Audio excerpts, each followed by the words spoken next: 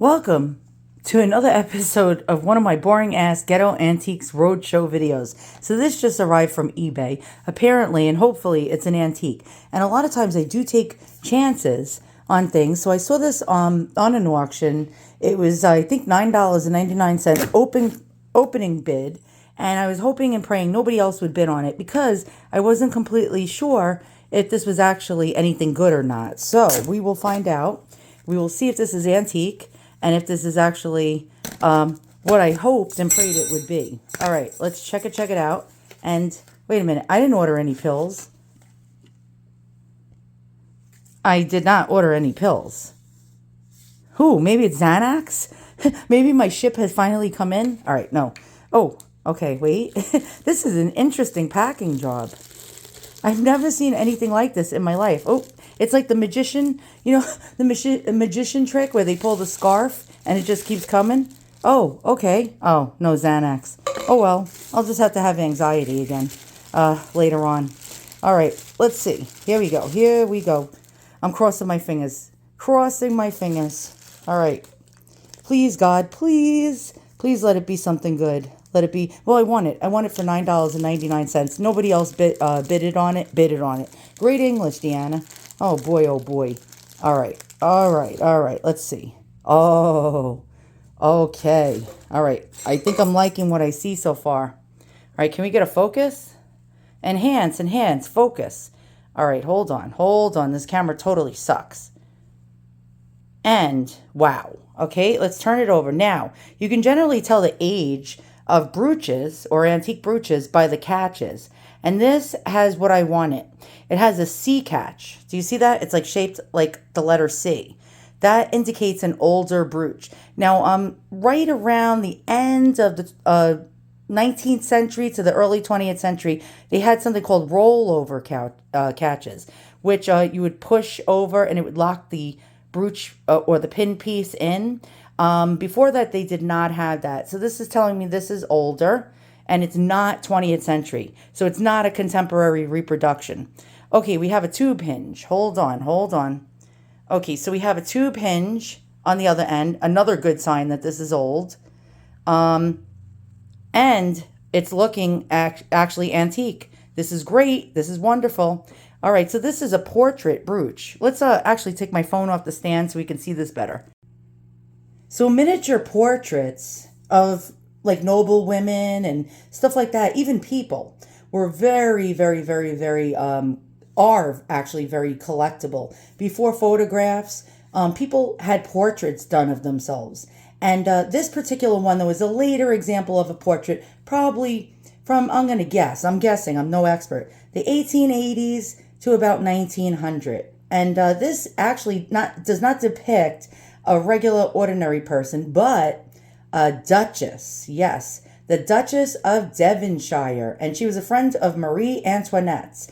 And apparently the great aunt, or, well, in New York we call them aunts, or something like that, of Princess Diana of Wales. And apparently she is actually a Spencer. So she's Diana's relative. And this is quite beautiful. Now, I'm going to show you really quick. We're going to do a cutaway, and we're going to go to the actual antique listing, the listing, and we're going to check it out. We're going to find out in tonight's episode, could this possibly be gold?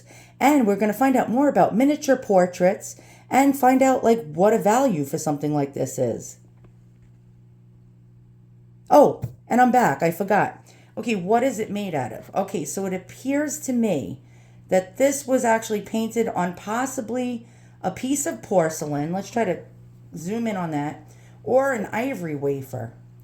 And I'm going to guess that this may be ivory because I can see striations or lines. And generally, ivory was made out of bone and it had natural striations in it. Don't know for sure, but what I am liking about this brooch is the fact that it has a glass panel protecting, you can see that, protecting the actual portrait. And really, that is cool. Let's just turn it over really fast. You're probably getting bored by now. Let's turn it over and look at the back again. And I was showing you that this has a C catch. It also doubles as a pendant, which is really great. We have this tube hinge which is telling me that this is older. Is it gold? Probably not. It could be brass or it could be gold filled, but I'm going to still do a test anyway. You never know, right? See, here's the listing. It says vintage, round estate brooch pin or pendant, lady with stylish hat, EVC. Don't know what the hell that means. This pin is from a California estate and is in excellent condition. You see two bids? Because I put a bid. By the way, free shipping was like great too. I put two bids in it. I put one at 5 seconds for like 30 something dollars and change. And then with 1 second left, I threw another bid in for 40 something dollars and change because I did not want to lose this. But it appears to me that nobody else bid on it, which was great. How and why, I have no clue. But this person, as you can see here, does not know much about it, which was great. I love a good sleeper. It says this pin is from a California estate and is in excellent condition. Okay, I'm doing a gold test. Okay, so I gave it a scratch, actually a light scratch. And let me just move the fluid down. Sorry, the sun is just being a total D-I-C-K right now. All right, let's check this out as best we can. And if this is not gold, it will actually disappear. So I'm going to guess this is either 10K. Yeah, this is probably 10K. Let me just move the fluid down more.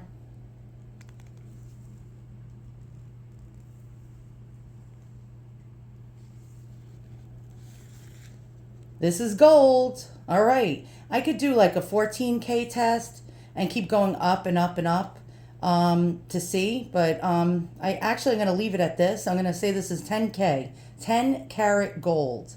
So in anticipation of it arriving, I ordered a snake chain. By the way, this is 5 minutes later. If this was actual not gold, this would have actually, the acid would have eaten this away by now. The acid would react and start bubbling and actually eat away. So that I'm telling you right now, this is definitely gold.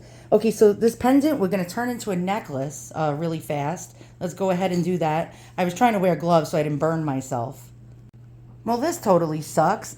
It appears the little loop that it came attached with doesn't attach to my snake chain. It's to the opening of my snake chain. Won't fit through it. All right, I have to make some modifications. I'll be right back. Okay, so let's go into our bag of tricks. We'll find a loop that's a little bigger. And, all right, and I'll attach it to this loop on top. It might look a little unsightly, but what could you do? All right, so I added a loop. It was missing its loop that would have attached to a chain, and now we have it on a snake chain that's 18 inches. I just shortened it on the mannequin, but look how pretty this is. That is just absolutely stunning. And for $9.98, damn, I did good. That was a lucky find for me. These portrait brooches and pendants actually sell for a lot of money, and especially of a really cool subject like this one. Let's try to steady my hand if I can. There we go. Look at that. Don't know if it's on ivory wafer or porcelain or vellum, but let's go over prices. What is this worth? Also, all about different kinds of portrait miniatures and about this neat looking lady right here that we see. So here are some kind of, other ones that you might come across. This one is an Art Deco era one. Don't know why the price is so high on this. I mean, it's only sterling silver, but we have a really cool looking portrait of a lady that was hand painted. Now these are hand painted. Now here is the type of catch I was trying to tell you about that indicates early 20th century. So we have a rollover catch. It's not a C catch.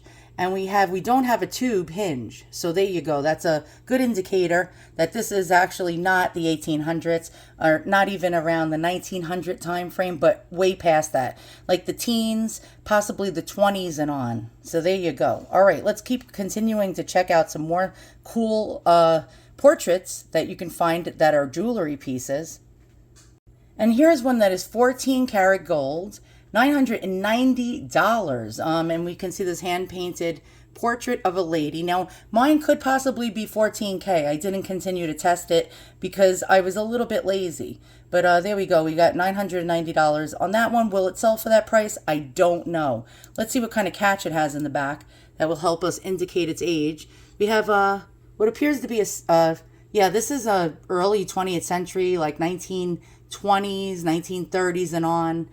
Type of hinge right here, And we have a rollover. Okay, so that's a safety catch or a rollover catch. Very interesting. And for that price, that's insane. All right, let's continue to go. Here we go. Another antique miniature portrait brooch pendant. This is 10K and it has little garnets on it. I don't know if you could see that. Hand painted, going for $499. Will it sell for that price? I don't know. They're saying this one is antique. Let's check out. Okay, this is actually not antique, I don't think. Actually, it has a tube hinge. Well, sort of a tube hinge, but it has a trombone clasp. And trombone clasps, I believe, came from the 30s, the 20s, 30s, and on. So this may not even be an antique, actually. Interesting. Now, besides pieces of jewelry, you'll also see miniature portraits in frames that were made for decorating the house. These actually were really, really popular when the miniature portraits first started really taking off of actual regular people because there was no photography. 1700s, 1600s. Before that, after that, they were very expensive. Then when photography came into play, it went out of style. Pretty much everyone could have their photo taken, but right around the mid to late 19th century, people would have like noble people or religious figures of the day or famous painters' pictures hand painted by other people who were not the original artist, selling these things in little beautiful ornate ormolu gold type of looking frames, and people would have them displayed in their houses, especially noble ladies like the one on the left here. This one appears to be religious.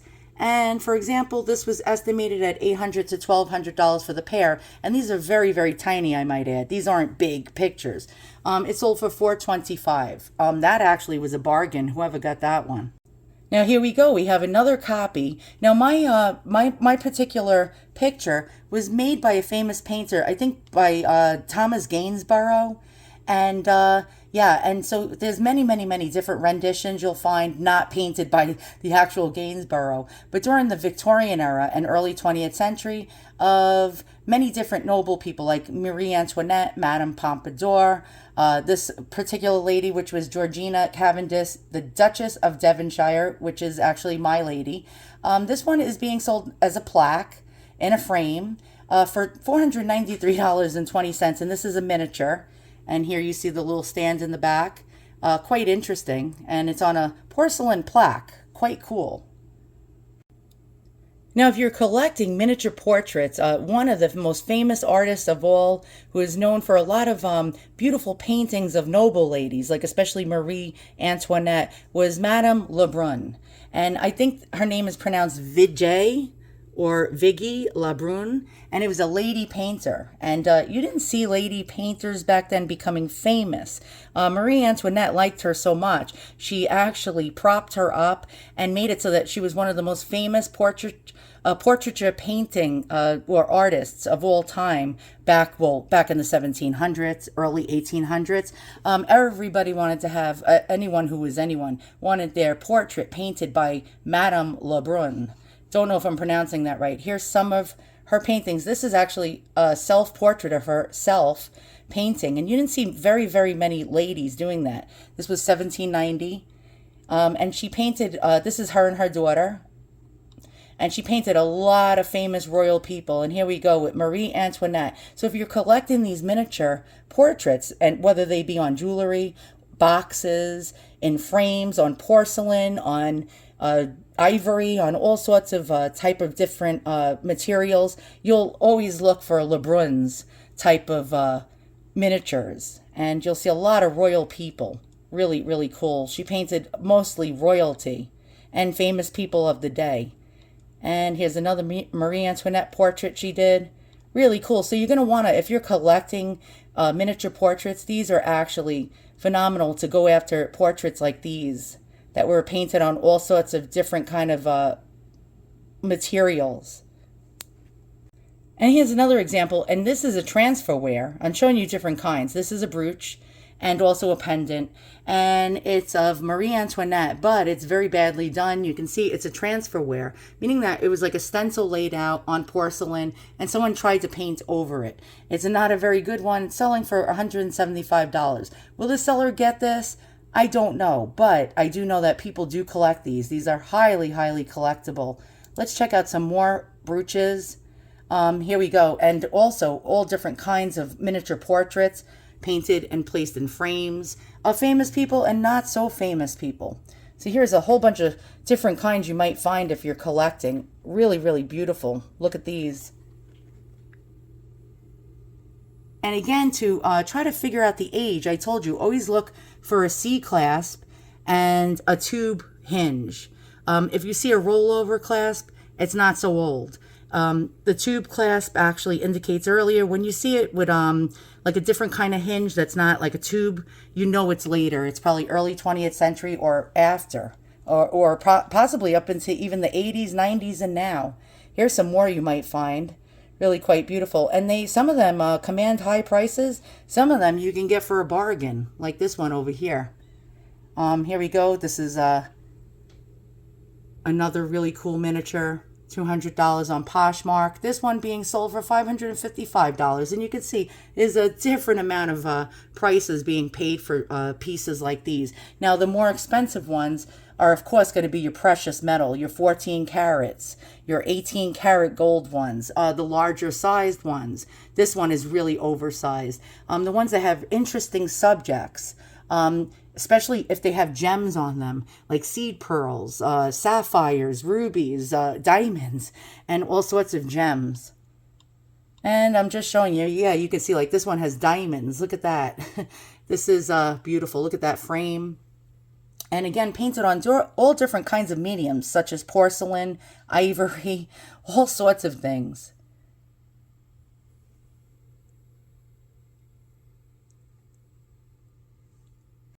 So here's another example. Some people will call these cameos. These really aren't really cameos. This one being sold, this is actually plated, gold plated, rolled gold, being sold for $399. Let's check out some more if we can find any. Here's another one. This one, again, the Duchess of Devonshire, $425. Not even real gold, which is quite interesting. And we got another one, the Duchess of Devonshire, $375. This is brass with porcelain, not even real gold. And let's keep going. And here we go. This one is, of course, on first dibs. I call first fibs. Their prices are always way too high. It's for the rich and wealthy. This one being sold for $1,650, a painting on ivory. And a gold pin. I think this is 10 karat. I read the description with little seed pearls. And yeah, wow, that price is insane. And here's another. Let's go ahead and check it out. Again, we have the Duchess of Devonshire on brass. And this is a pendant being sold for $1,870. That's insane. And it looks like it's painted on ivory. Very similar to mine. You can see the striations that are generally telling you that it's ivory. Now, before I go, when you're looking and hunting for antique brooches, here is a dead giveaway of the different types of catches. So here's an example. Now, the more that the pin extended, you see the point of the pin, the more that it extended past the brooch, the older it is. So as the century, the decades moved on to the late 19th century, early 20th century, the pin pieces, the points, got shorter and closer to the brooch. During the earlier decades than the late 19th century, fabrics were very heavy. Very, very heavy fabric. So it was hard to get the pins through the fabric. So that's why they extended past the brooch. So you could tell this is an earlier one by extending past the brooch. And here you go. This is saying that it has a C clasp. And this is called an extended brooch because the pin goes past the brooch. And then as you go on, this is a regular C-class brooch because the pin point does not extend past the actual brooch. And you can see, again, a C-catch with a tube type of hinge, like you see both here. Now, trombone clasps started in the 1890s, but they were most commonly used in jewelry around the 1940s.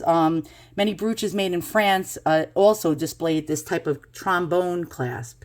So you can see it. It has like a little thing you press down, and that's another mechanism you'll see. But then again, a lot of trombone clasp brooches that you'll find were actually made in the 60s, 70s, and 80s. So you got to be very careful. You could get a reproduction. Here we go, the locking safety catch. And here we go, that's a locking safety catch. It rolled over, basically.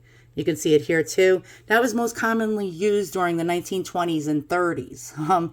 So the earlier ones are always going to be your C clasps. And I'm no expert here, but I'm teaching you when you're looking for brooches. If you see the rollover, you know it's 20th century or on, up into current.